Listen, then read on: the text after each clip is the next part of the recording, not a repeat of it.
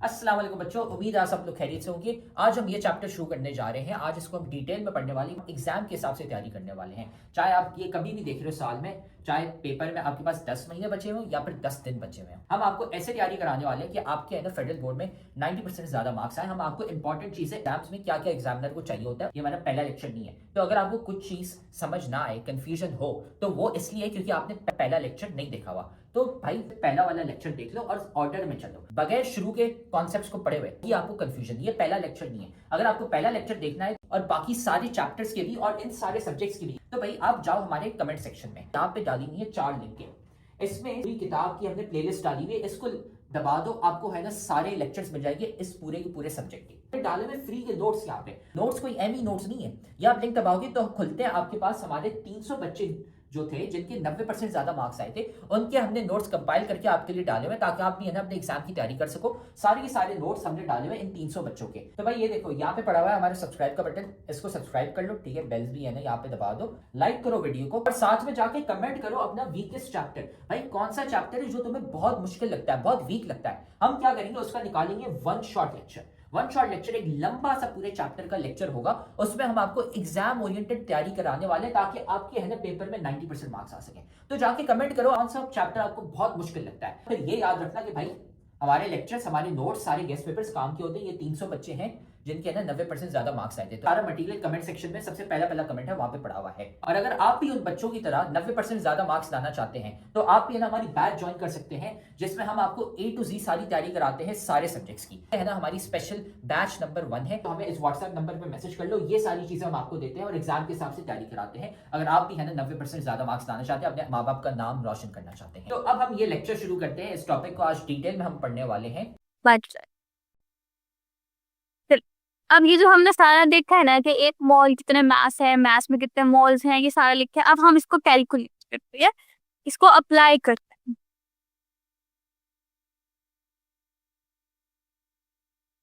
ठीक है, सबसे पहले है आपके पास मोल मास कैल। आपके पास क्या है? मोल मास कैलकुलेशन।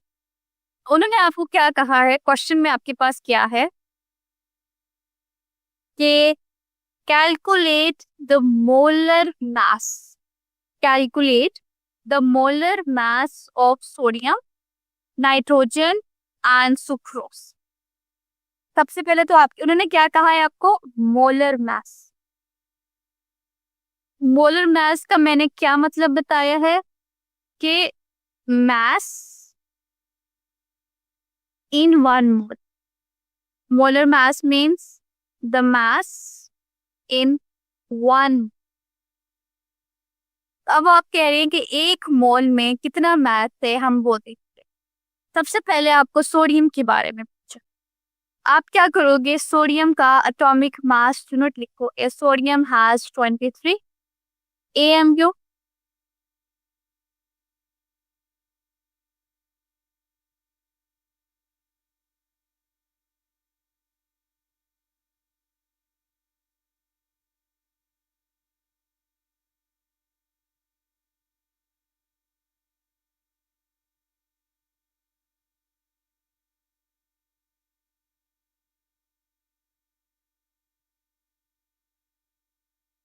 (23 AMU). What happened?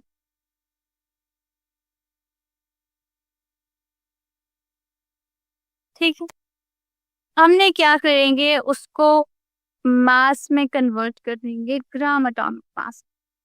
और ये अब किसके इक्वल है? 1 का। आप क्या टाइप करोगे कि मेरे पास जो मोलर मास है, मोलर मास का मतलब mass at 1 mole of sodium, sorry 12 नहीं, 23 ओवर हियर प्रेजेंट।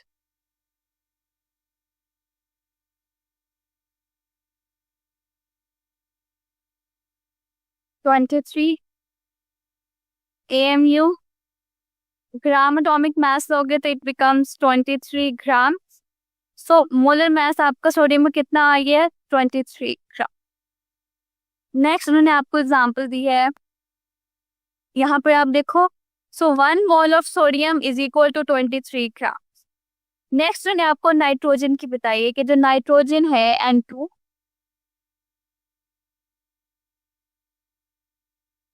N2, ठीक है। एक nitrogen 14 plus 14 AMU, it becomes 28 AMU। ये उसका आ गया एटॉमिक मास। हम एटॉमिक मास यूनिट को ग्राम्स में रिप्रेजेंट करते हैं, तो वो आपके पास ग्राम एटॉमिक मास है और ये इक्वल है 1 मोल। तो जो मोलर मास कितना है नाइट्रोजन का, molar mass of nitrogen 28 gram. Then आपके पास सुक्रोज का कैलकुलेट किया हुआ है, आपके पास 12 multiply by 12 144 plus 1 multiply by 22 22, मतलब 1 हाइड्रोजन का और हाइड्रोजन 22 प्रेजेंट है तो आप उसे 22 कर। देन आपके पास ऑक्सीजन 16, आप 16 को 11 से मल्टीप्लाई करोगे, सबको प्लस करके आपके पास ये 42 आ जाए। तो ये तो आपके पास स्टैंडर्ड के नाइट्रोजन है तो उसका क्या स्टैंडर्ड है, ऑक्सीजन है तो क्या स्टैंडर्ड, ठीक है। जैसे मैंने आपसे क्या कहा था कि आप मुझे ऑक्सीजन का बताएंगे, तो 1 मोल ऑफ ऑक्सीजन कितना आया, अभी आपने बताया 16 ग्राम। अब हम इसको कैलकुलेशन में कैसे यूज करते हो, फॉर एग्जाम्पल मैं 1 मोल का नहीं चाहती, ये आपने स्टैंडर्ड बना ली, लेकिन अब मैं आपको कहती हूँ कि मुझे 2 मोल्स में बताएं, तो आप क्या करोगे, 2 को दोनों साइड पे मल्टीप्लाई कर दोगे। So the 2 moles of oxygen 16 multiply by 2 equals to 32। But मैं कहती हूँ नहीं, मुझे 2 मोल्स में नहीं, मुझे तो हाफ मोल में चाहिए। सो हाफ मोल्स आप क्या करोगे, हाफ कर दोगे, oxygen is equal to 16 multiply by 2, 16 को हाफ करोगे तो वो आपका 8 ग्राम। ये कन्वर्जन समझ आ रही है। इसको हम यूनिट मेथड कहते हैं कि हम सबसे पहले एक स्टैंडर्ड बना लेते हैं और उस स्टैंडर्ड से हमने ये बना लिया, ये जो 1 मोल है उसमें 16 ग्राम। अब कितने मोल्स आप चेंज कर लो उस हिसाब से आपका मास भी चेंज होता जाएगा। अब आप क्वेश्चन पे आओ, वो क्या कह रहे हैं, ozone is converted, oxygen is converted to ozone during the thunderstorm. ये जो आपके पास थंडरस्टॉर्म में, आपके पास थंडरस्टॉर्म का मतलब होता है बिजली करती है।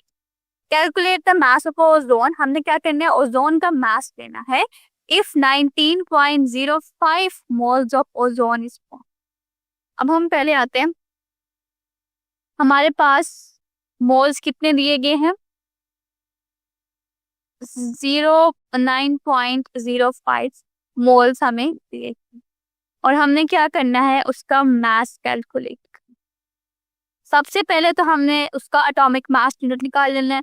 ओजोन का मतलब O3 होता है, ऑक्सीजन का कितना है 16, आप इसे 3 से रिप्रेजेंट, मैं 3 से मल्टीप्लाई करूंगी, सो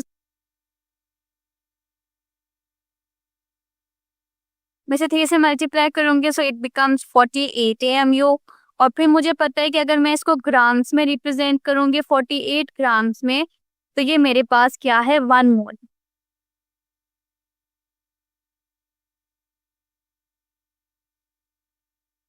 और मुझे ये भी पता है कि मेरे पास 1 मोल क्या है, 48 ग्राम्स, क्योंकि मैंने इसी को एक ग्राम्स में जब रिप्रेजेंट करूंगी तो मेरे पास ये 48 ग्राम्स है। अब वो मुझसे कितने का पूछ रहे हैं, 9.05। सो 1 मोल में 48 ग्राम्स और 9.0 मोल में 48 मल्टीप्लाई बाय 9.05 ग्राम्स, और ये आपका आंसर आ जाएगा। अब मल्टीप्लाई कर दोगे 43.4 ग्राम ऑफ ओजोन। अब इस तरह से क्या किया हमने कि हमने 1 मोल में, तो हमें स्टैंडर्ड पता है कि हमने 1 मोल का स्टैंडर्ड किस तरह से सेट करना है, वो पहले हमने स्टैंडर्ड सेट कर लिया, फिर हमने उसी को यूज करते हुए अपनी जो अमाउंट थी 9.05 मोल, उसमें से मास निकाला। तो अगर आपके पास 9.04 मोल है तो उसमें इतना मास होगा ओजोन। बात समझ आ रही है। अब आप यहाँ पे भी देखें, ये बिल्कुल वैसे ही है when the nitrogen gas Burns carbon dioxide is, कि जब आपके पास नेचुरल गैस बर्न होती है तो कार्बन डाइऑक्साइड बनती है। अगर 0.25 मोल्स ऑफ कार्बन डाइऑक्साइड बनते हैं तो अब आपके पास कितना मास बनेगा कार्बन डाइऑक्साइड। अब वही बात कि मोल्स आपको दिए हुए हैं और आपने निकाल लेना है मास। कितने मोल्स आपको दिए हुए हैं? उन्होंने कहा है कि हमें बताएं कि 0.25 मोल्स हैं, तो उसमें आपके पास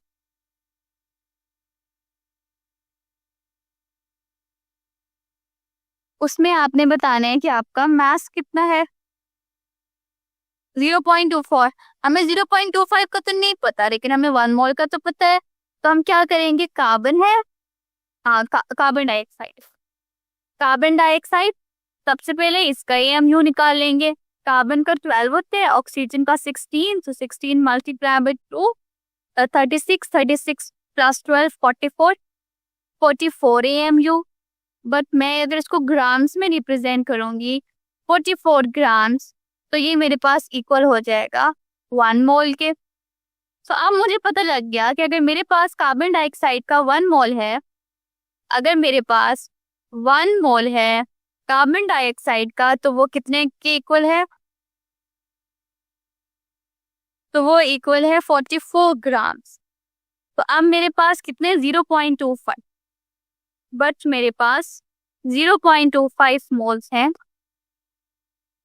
तो मैं 44 को भी 0.25 से मल्टीप्लाई कर दूंगी। सो आप मल्टीप्लाई करो, so your answer will be 11 grams of carbon dioxide. तो अगर मेरे पास 0.25 मोल्स है तो उसमें मेरे पास 11 ग्राम्स में मास है। सो हम स्टोइचियोमेट्री पे बात कर रहे थे और हमने कैलकुलेशंस पे बात की। Let me draw the calculation again. ये एक मेन इक्वेशन है जो मैं आपको बता रही हूँ, और अगर आपको ये मेन इक्वेशन आ गई ना, तो इसका मतलब है कि आपको इसी पूरा कंप्लीट चैप्टर ही आ गया।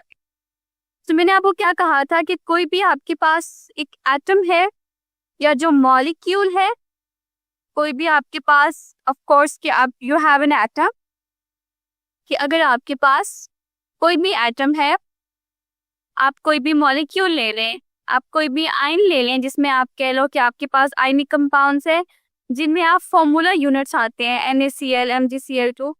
भाई ये लेक्चर तो तुम बहुत मजे से देख रहे हो, लेकिन तुम्हें पता है कि लेक्चर देखने से खाली 90% मार्क्स नहीं आ जाते। असल में भाई मार्क्स कैसे आते हैं, तो भाई ये लेक्चर देखने के बाद आपने नोट्स खुद के बनाने होते हैं और फिर साथ में आपने प्रैक्टिस भी करने होते हैं सवाल।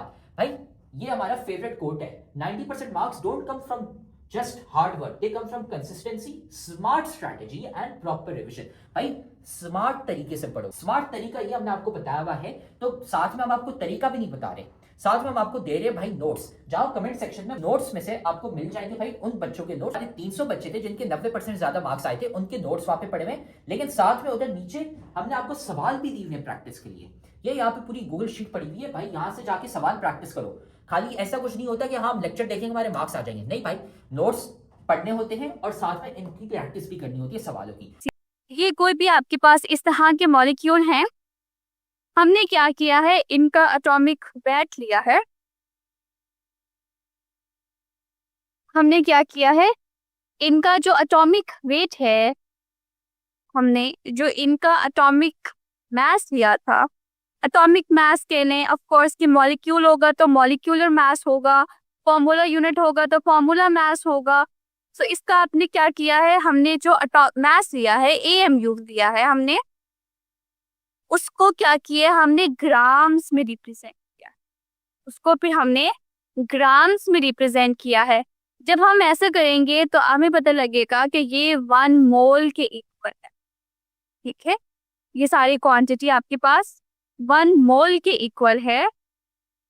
एंड नेक्स्ट, ये जो 1 मोल है उसमें 6.02 क्रॉस 10⁻23 पार्टिकल्स प्रेजेंट हैं, उस एटम के, उस मॉलिक्यूल के या उस फॉर्मूला के। एग्जाम्पल मैंने यहाँ पे बात की ऑक्सीजन, ऑक्सीजन था 16 AMU, मैंने कहा मैं 16 ग्राम्स ले लेती हूँ, तो ये मेरे पास 1 मोल के इक्वल है और उसमें 6.022 cross 10⁻23 particles of oxygen present है।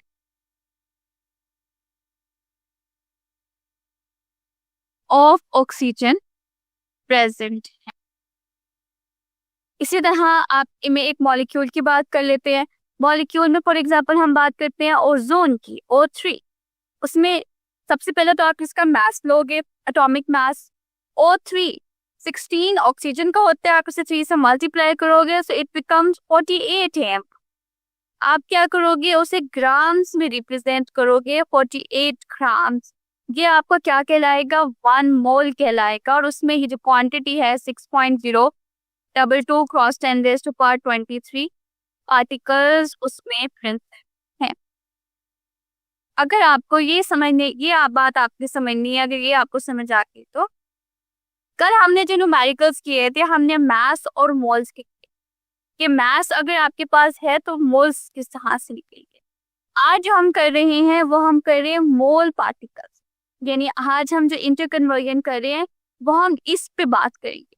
लास्ट लेक्चर में हमने इस पे बात की थी कि मास है, यानी ये आपके पास हर मॉलिक्यूल की असल में बात ये है कि आपके पास हर मॉलिक्यूल की आइडियल तो आ गया ना। अब 48 ग्राम 1 मोल के इक्वल है, ये मेरे पास मुझे पता लग गया कि अगर मेरे पास 48 ग्राम है तो वो 1 मोल के इक्वल है। लेकिन मैं कहूँ अगर मेरे पास 96 ग्राम है, ऑफ कोर्स की क्वांटिटी डबल हो रही है, सो वो 2 मोल के इक्वल हो जाएगा। बट मैं उसको कहती हूँ कि नहीं, आप क्वांटिटी को मैं हाफ कर रही हूँ, मैं कह रही हूँ कि नहीं 24 ग्राम ले रही हूँ मैं, तो वो आपके हाफ मोल के इक्वल हो जाएगा। तो इस तरह से बाकी सारी क्वांटिटीज चेंज हो जाए। इसी तरह के 1 मोल में इतने पार्टिकल्स हैं, आप 2 मोल लोगे तो ऑफ कोर्स पार्टिकल की तादाद भी बढ़ जाएगी। सो ये स्टैंडर्ड आपके पास ये आ गया। अब उसके बाद आप किसी भी तरह के एलिमेंट के, कोई भी मॉलिक्यूल के मोल्स निकालो, मास निकालो, मास आपके पास है, आप मोल्स निकालो, मोल्स आपके पास है, आप मास निकालो, आप पार्टिकल्स निकालो। ठीक है, अब आपके पास नेक्स्ट है more particle calculation, calculating the number of atoms in a given moles. आपको मोल्स दिए हुए हैं, आपने क्या करना है, नंबर ऑफ एटम्स निकालना है। ये तो बहुत आसान है। पहली एग्जांपल क्या है, zinc is a silvery metal which is used to galvanise steel to prevent corrosion. How many atoms are there in 1.25 moles of zinc? Zinc के 1.24 मोल्स में कितने जिंक प्रेजेंट, कितने एटम्स प्रेजेंट। सेकंड भी, a thin foil of aluminium is used as wrapper in a food industry. wrapper का मतलब ये जो rappers आपके पास बेसिकली होते हैं, आप लेज है या इसके अलावा जितने भी आपके पास स्नैक्स हैं, तो उसकी जो इनसाइड है ना वो सिल्वरी टाइप की होती है, वो एल्यूमिनियम होती है। तो जो एल्यूमिनियम की जो पैकेजिंग है वो हम फूड इंडस्ट्रीज में यूज करते हैं। How many atoms are present in a foil that contain 0.2 moles of aluminium. Simple, हमने देखने सबसे पहले जिंक की बात करनी है। तो जो 1 मोल ऑफ जिंक है, किसी भी क्वांटिटी का जो 1 मोल है of zinc, that is equal to 6.022 cross 10⁻23 atoms of zinc. Atoms of zinc. लेकिन उसमें जिंक की कितनी क्वांटिटी पूछी है, उन्होंने आपसे 1.25 पूछी है। तो मैं क्या करूंगी, सिंपली आप इस इक्वेशन को 1.25 से मल्टीप्लाई करोगे तो 1.25 moles of zinc is equal to 1.25 multiply by 6.022 cross 10⁻23। आप इसको सॉल्व करो, 1.25, let me solve it. So it becomes 7.52 cross 10⁻23।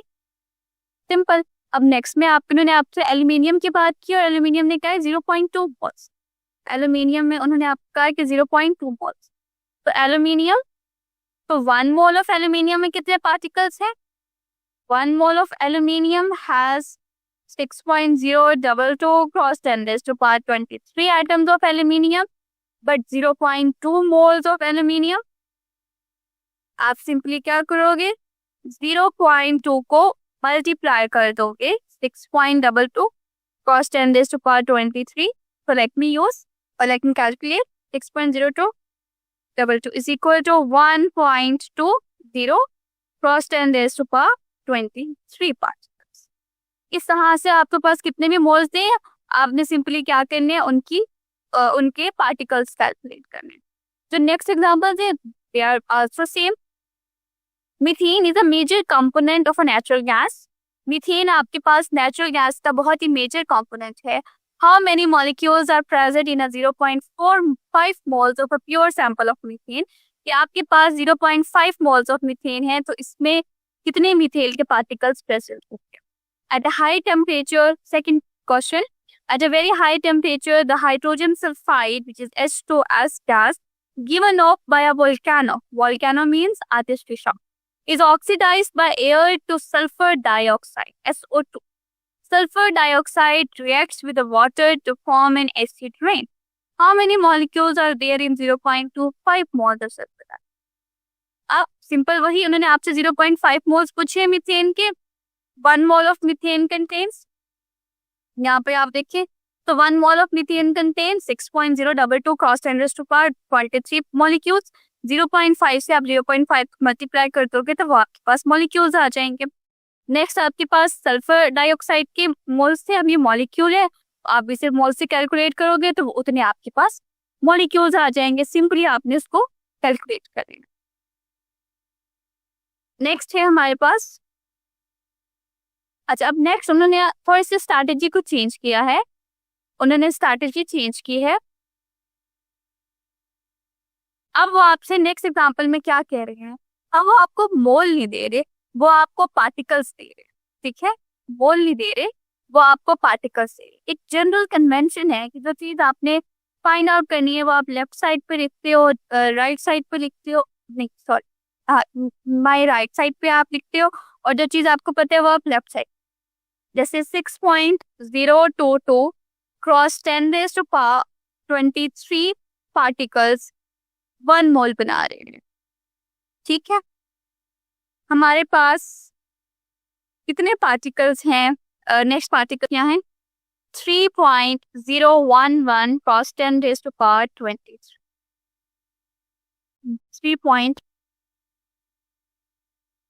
3.011 cross 10 raised to power 23 में कितने मोल्स हैं. सिंपली जैसे उन्होंने मोल्स चेंज किए थे, इस दफा उन्होंने पार्टिकल्स चेंज कर लिए. तो आप इसे किस तरह से लिखोगे, सबसे पहले तो आप लिखोगे कि आप यहाँ पे इसको 1 कर सकते हो, यानी ये जो आपके पास आइडियल इक्वेशन है, ये जो मेथड मैं आपको बता रही हूँ ये अपने हायर में apply. Cross 10 raised to power 23 equals to 1 mole. ये यूनिटरी मेथड कहलाता है कि जो चीज आपके पास पता है आप उसे 1 कर दो.